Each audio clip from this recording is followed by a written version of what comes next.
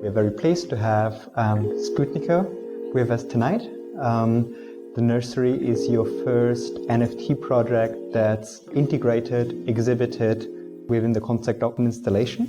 Maybe you could share some of your thoughts around what are the themes that inspire this project and how it came about. This is a collection of 100 generative art NFT that grows over time. And the whole collection is inspired by my experience of giving birth last September. So I have a 9-month-old daughter right now, and it was really special for me to watch her grow. Also experience the process of pregnancy over 9 months, 10 months. And actually this was my first generative art collection. And I thought, okay, what is a theme I could really work on, I could be inspired by? I would like to kind of begin by asking how this idea of minting changed your thinking around what an exhibition is. I've been working with different technologies in my artworks from the past, like I've worked with installations or bioengineering, but for me, working in the NFT space is still quite new, and also this IRL minting, it was also quite new. So it took me a bit of time to get my head around the whole concept. And I try to design it in a way that if you have one of my mint passes, you could go in and mint it, and inside the space, you're going to meet your own child NFT. So it's kind of like the concept is you take home your little child, but by minting it. So inside, it's a nursery. It's like a nursery installation. So you go in, you meet, by minting, you meet your child NFT. Yeah, I want you to experience that whole process. Yeah. Could you say more about how you think about the temporality of the work, that as it's something that evolves with the person who owns it, that it's changes while you have it in your wallet? How does it change the nature of the work? Yeah, so that's something I wanted to experiment with when I was trying to make these generative pieces. I've been working in contemporary art, before NFT space, and I always kind of dreamt about what if you made art pieces where, maybe a season changes, like spring, summer, fall, winter. What if you have an art piece that changes over time? It's never the same, and something that evolves, or something that reacts to another data or information. And actually, that kind of artwork was possible before. There are some interactive art, media art that does that. But usually maintaining those systems are quite difficult, to maintain that system, to make it work all the time. But using the technology of blockchain, NFT, you could implement the code in there, so the issue of maintaining the system goes away. As long as Ethereum exists, my artwork can work and my artwork can evolve, and that felt more permanent than the previous interactive art systems that I worked with. So I thought that's a really interesting potential, and I wanted to work with that, and experiment with that. And this is my first experiment, but I think I'm going to do more experiments of these pieces that evolve or change with different data information. But because it's on the blockchain, it's very more rigid. It can exist for longer. Yeah. Aesthetically, the pieces are reminiscent of floral forms, of flower beds. They use sort of a pastel, natural color, kind of chromatic. Could you say something about what inspired that? What was the connection between giving birth, or this idea of organic growth, and the forms you chose? So I worked together with Misaki Nakano, who is another female coder in Tokyo. She's a good friend of mine. And so we, like, together, we started, like, discussing, like, these concepts of, like, growth, birth. So we sort of had, like, bounce back ideas between each other. And we were looking at lots of references. Actually, I think initially we were looking at references of embryos, sort of cell divisions. Also, we looked at like these jellyfish or like organisms in the ocean. From there, we merged these ideas. We started like coding different shapes and the colors. I guess I think we really want to choose something pastel, kind of dreamy color based on the season. So there are lots of palettes. The petal has 13 color palettes. The background has 19 color palettes. And a lot of them are based on like summer or winter or spring or like flower names or cotton candy palette. So that's how we created this aesthetic, yeah. What were the ideas that informed kind of the installation itself, and how was that process that you worked with two teams in a certain way? Yeah, so to talk about installation, so when I make work, I always want to experiment with new things. So one experiment was for me to make a generative art that grows over time, has a temporal aspect. Another experiment I wanted to do is I wanted to build a physical installation where you could experience these NFT pieces, because I think a lot of NFT generative art you see on screens, like this is, you always see on screens everywhere, like your mobile phone or even in like NFT art shows, it's all monitor. But I wanted to make something that's more physical, something immersive. So these are like two experiments I wanted to do. And then I worked with another team that really helped me in building the room installation. So and then the coding team, two teams. But then we worked in parallel, but then often we would meet together. And it was like work in parallel, meet together, and exchange like ideas and exchange materials parallel. So I'd like to take a step back and give everyone the opportunity to hear how you first got involved with the NFT space. Right. So I'm still quite recent in NFT space, mostly because in Japan, like Japanese artists, I think because of the language barrier, they haven't really, I think only now they're discovering NFTs in Japan. So last October, I was invited to the first NFT auction in Japan. And so I was invited, and I decided to show the moonwalk machine, which is one of my previous work.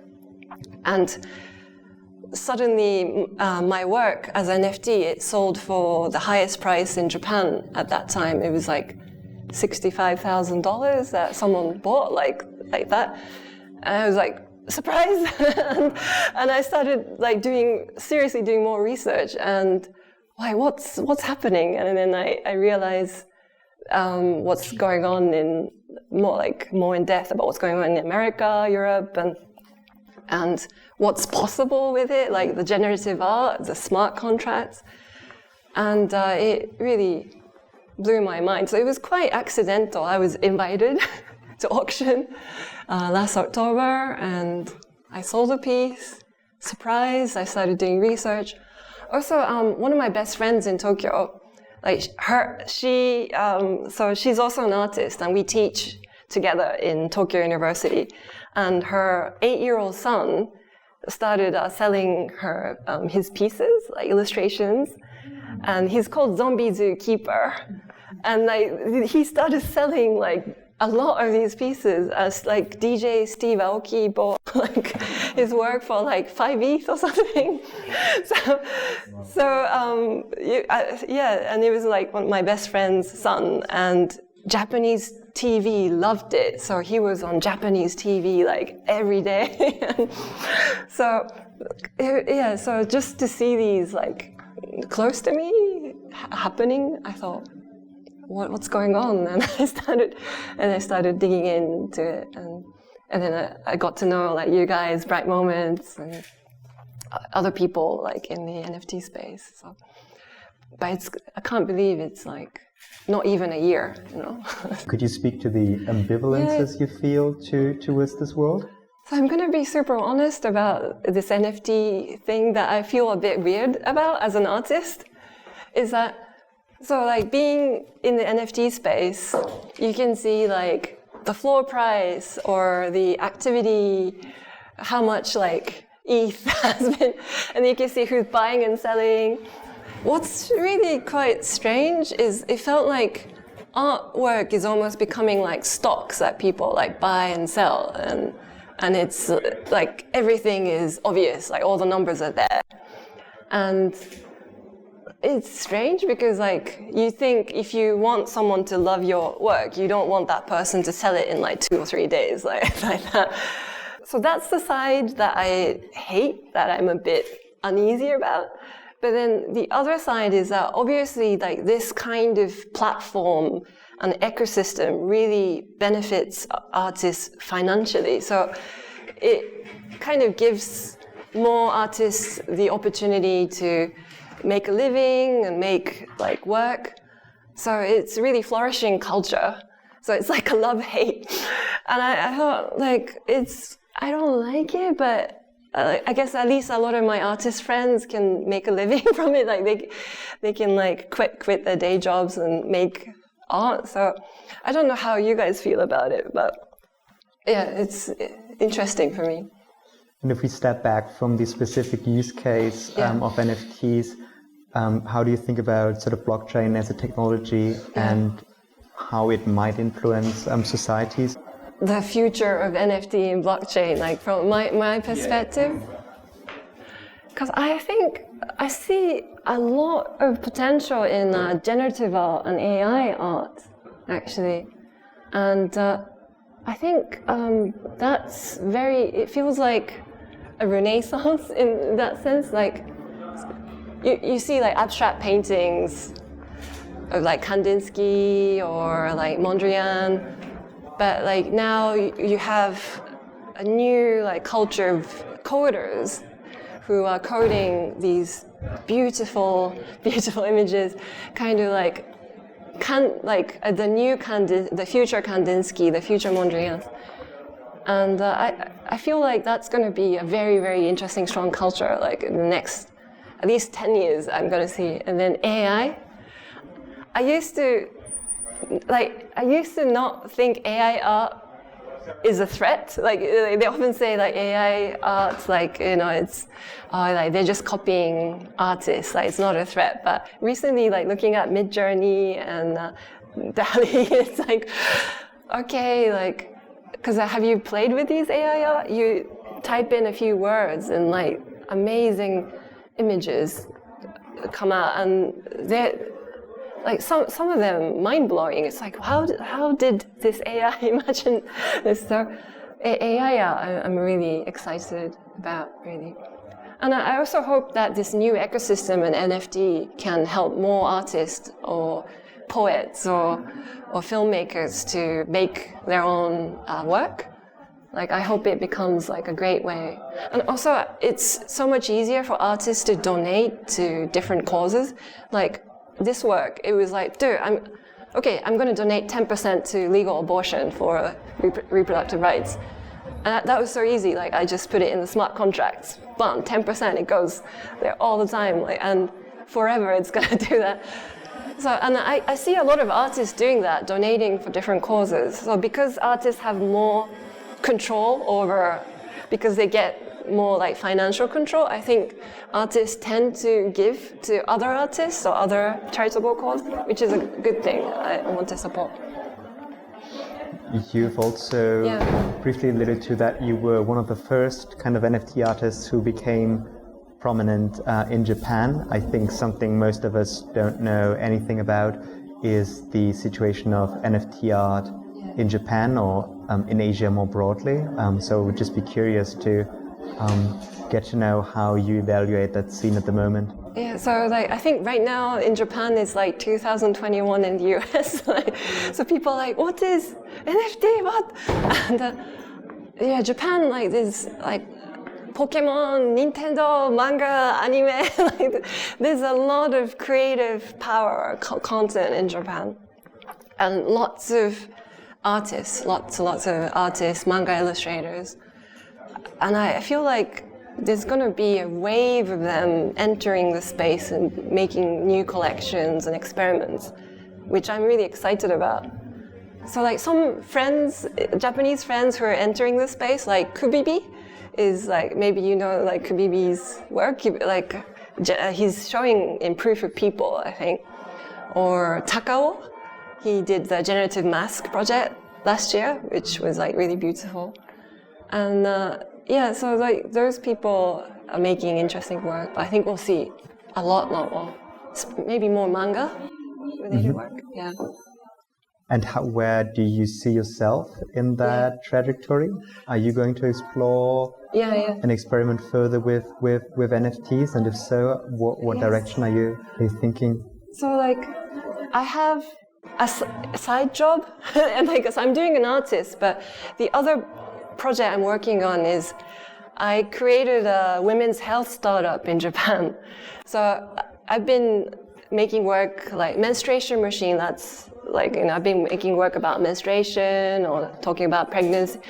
So I thought, what can I do that's outside of just the museum gallery space? So I decided to, okay, maybe like, can I make a tech startup where I help female employees in Japanese companies to take care of their issues like menstruation, menopause, pregnancy, and connect them to different clinics, fertility clinics in Japan.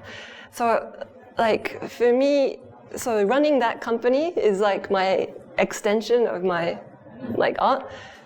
So I think for me, like women's health, reproductive rights, women's voice, super important for me as an artist. And Japan obviously has a lot to do. Like the gender gap ranking in Japan is 120th. It's like way below other G7 countries. Also the wage gap between men and women is the highest among G7. Also, number of female doctors is just 20% in Japan. But the reason why there are very few women doctors in Japan, I don't know if you saw the news. Until 2018, Japanese medical schools were deducting points of female applicants. Yeah, so less women enter the medical school. And it's not just one school, like lots of medical schools were doing that. It's shocking, right? You think it's science fiction, but like they were, made a work out of this, yeah. So like women, like, so it was a big scandal that they found out that, so like it's only like 3.5 years ago that women, they didn't educate like women medical. So like, I made a work in response to this. I made a fake fictional medical school for rejected women. So I called it Tokyo Medical University for Rejected Women. And since Japan loves these perfect male doctors, or why don't, as like, if they don't want to use these talented women, or shall we build the most perfect male doctor robots and deliver them across Japan with drones, like, so that, you know, they can empower, like, progress the Japanese medicine industry that loves male doctors. So it was like tongue-in-cheek black humor medical school that we created. So like, I often try to kind of incorporate humor, but then talk about what's happening like in society, especially in Japan. So I like to keep on working with that. Like also in Japan, I'm also appearing on like TV. I also write for like newspaper, so people know me as like a kind of a, I don't know, like personality, like a feminist activist personality. So I think I like to keep on using the voice and progress, like, you know, at least not just Japan, like I think it's important everywhere in the world. But yeah, so I think my next works, like I keep on working with this theme. What are your thoughts around sort of that nexus between NFTs and physical exhibition spaces? And I'm kind of asking it specifically you, because you have such a long kind of history and experience with different exhibition formats, working across a variety of media in kind of the traditional contemporary art world. So what do you think is in stock in that regard? Yeah, like what I really love about Bright Moments is that you give artists opportunities to experiment in the physical space, you know, and I think it's easy for NFT artists to stay on the screen. You know, it's easy. It's really cheap, like get a screen and then just, but I think it's important to get these like NFT artwork into the physical space. It's difficult and it's complicated, but I feel it's really important. And especially, I think we talked about this in an interview, is I think for the NFT art culture to merge and interact properly with the contemporary art culture, I think it's important to do more of these experiments in the physical space. And I think it's very like, culture doesn't build very quickly, you know, culture doesn't build with speed. You need to really build culture slowly.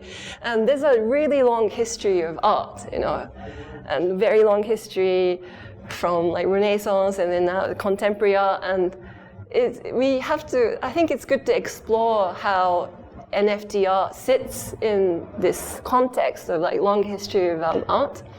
And this experimenting in physical space, I think, is really interesting and important to really see what's possible. And I'm so happy that Bright Moments gives that opportunity to artists. We can open up the floor to questions from the audience. I am curious about the image that we're seeing here. Is it showing the piece at all stages of the? Yes. So it's it's unfurling in a very short time frame, but actually it would happen over between 48 weeks to 56 weeks. So it's a slower process.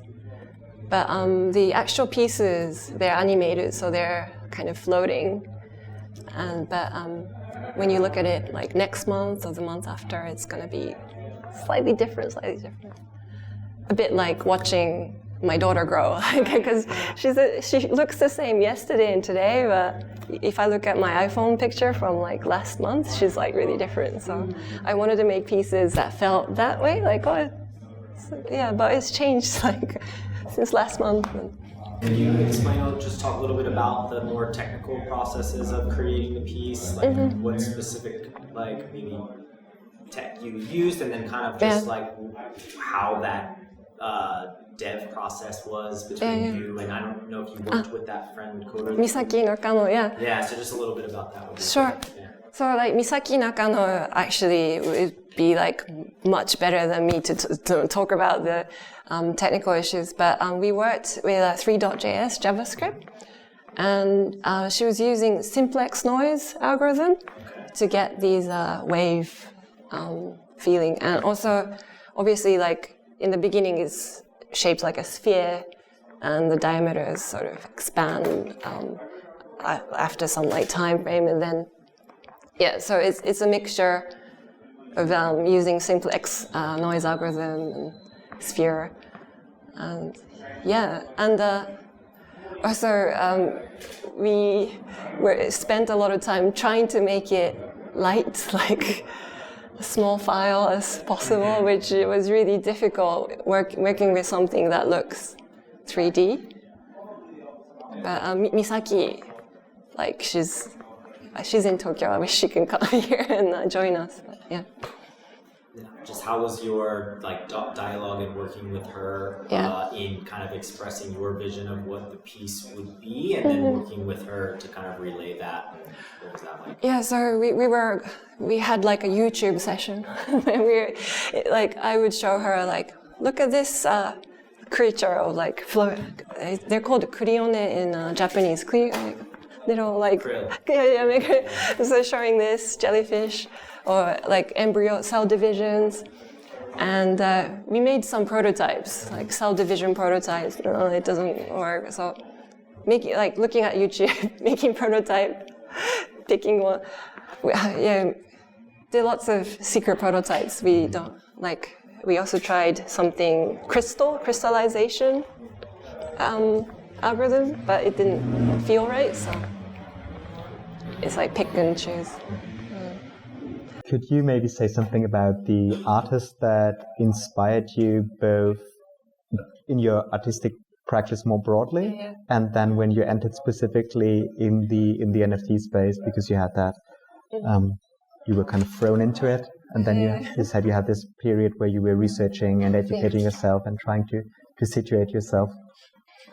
So like my absolute hero, when I was a teenager in Japan, I found Laurie Anderson's work, and Laurie Anderson was like a big impact to me because growing up in Japan, like I was really frustrated how a lot of female figures you see on television, they're kind of like cute and obedient, they're not speaking out. But then I saw like Laurie Anderson's music videos, her performance works, and there's a woman like speaking out about politics, gender issues, and using technology. I think I was like 16 or 17 at the time. So I really digged into her work. Also, I loved Miranda July work and also Riot Girl movement in that I was following. Like I thought, Riot Girl movement I loved, and then I was inspired by a lot of female artists, actually, yeah. And kind of naturally, I thought, so menstruation machine, like this is probably one of my most famous. Naturally, when I was going to university, I was really frustrated with menstruation, how it was treated as taboo, something we don't talk about when so many of us are affected. And I thought, okay, how can I talk about this? How can I, create this question, throw this question to the world? And quite naturally, I thought, okay, I'm originally a musician, so I wrote music, made a film, made a device. So, Laurie Anderson is my original inspiration. Nice. One red thread that kind of runs through your entire practice is this conversation between art and science. You studied computer science yourself, and it's something that has become fairly rare in contemporary art, I think. But if you look at the history of art, there's of course always been crossovers between the two domains. Do you think this is something that will become more important again in art due to NFTs and the kind of the focus on? I would imagine, because naturally, since I studied computer science and maths, and then I moved into the arts, I was interested in technology and science, and that is because it felt like it was really building a future. And the future is just not one. There are many, many alternative futures we could be going to. And that really excited me, because I felt like art had the power to illustrate so many different futures. And by illustrating and asking questions to the world, we can really impact what kind of futures we can, take our society to. So I really loved that process of working with tech, science, imagining the future, asking questions, and then it feels like the NFT space, what's interesting to me now is that I think a lot of collectors and artists really understand technology and science a lot more than the contemporary art space. So in the contemporary art space, sometimes I felt a bit bored talking to people. It's this conversation is so boring. And no one wants to hear about my experiments with biotechnology or experiments in robots. But NFT space, when I start talking about, I bioengineered a new material, everyone's like, really? How did you do that? So I feel like we can talk. Finally, there's people I can talk with, I have conversation with. So I love it. The culture is really different, and it's really interesting. And I think like there were community, like Ars Electronica, I don't know if you know, like is very famous media arts place, and there were communities and cultures, like, and I sort of participated in there, but at the time it felt like a high school geek club a little bit, but suddenly NFT kind of made it into, like, this is a love-hate thing about money. Like, money makes it like, you know, it makes the art a little bit like stock, but then it kind of opens up this high school geek club into a different thing. And so recently, Japan, we had NFT Tokyo party, and it was at a venue for 300 people, and when we went, like 2,000 people were there, and I couldn't meet any NFT artists. Like, there were like fashion people, like, what's NFT? Like, we want to write about it. So there are Vogue writers and like fashionable Tokyo people there, and I couldn't meet the real NFT people, which was strange, but I felt, because before this party in Japan, it was like high school geek film club or something. Like, so when we met in like a small basement, and we're like talking about NFT, and suddenly now like fashion people, and so it wasn't a good party, but I thought maybe this is an interesting transition phase. Yeah, it's a love and hate thing. I like your ambivalences and like different in the different areas. I don't like it, but then it's important for the community to grow. Yeah. What is the experience that you would like to invoke for viewers and in particular for minters coming into the space? Yeah. So like, thank you so much for enduring a very hot like room for an hour. And like, if you go in there, the space, I want you to, there are cushions on the floor. I want you to sit down, relax, absorb the space, and watch these pieces evolve, and really, and of course, like, look at your minted piece, like interact with your minted piece, but observe the space. And that when I was looking at it, it made me think about these art pieces really living on the blockchain, you know? Like, so these art pieces on Ethereum blockchain, as long as the blockchain exists, they are alive, they're living.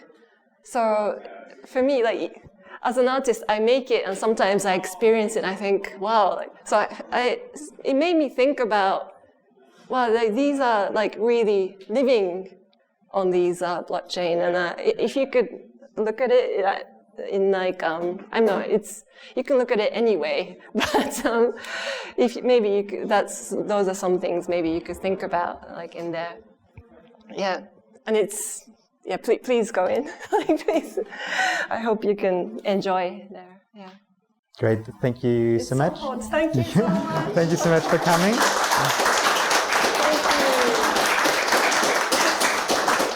And in particular, thank you so much, Sputniko, for joining us and being able to exhibit your work here in London. Thank you. Yes, it's an honor. Thank you so much. Thank you.